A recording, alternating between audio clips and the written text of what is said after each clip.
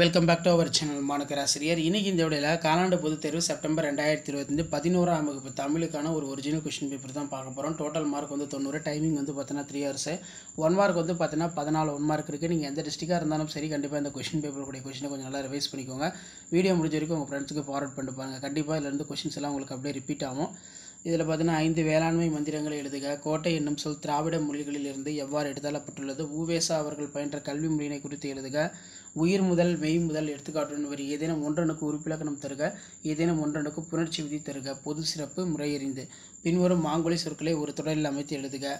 சொல்லை பிரித்து சேர்த்து தொடரமைக்க. தொடரில் உள்ள சொற்களை ஒழுங்குபடுத்தி 2 சொற்சொடர்களுக்கு எழுதுக. அதே மாதிரி தமிழ் இதழியல் துறையில் முதலாக கருத்து படங்களை அறிமுகப்படுத்தியவர் பாரதி. விடைக்கேற்ற வினா அமைக்கவும். விரும்பியதை அடைவது எப்படி? குறள்வழி விளக்குக. புறநானூறு பாடலின் கருத்திற்கு இணையான குறட்பாக்களை எழுதுக. நூல் ஒன்றின் முகவரியில் இடம்பெற வேண்டுமென நன்னூல் எவற்றை குறிப்பிடுகிறது? மதிப்பு கூட்டு பொருள் என்றால் என்ன? மலை மனித வாழ்வில் சிறப்பிடம் பெற்றுள்ளது என்பதை விவரி. சமணப்பள்ளியும் பெண் கல்வியும் ரொம்ப முக்கியம். பேச்சு மொழி எழுத்து மொழியை காட்டிலும் உணர்ச்சி வெளிப்பட சக்தி முக்கியது ஏன்?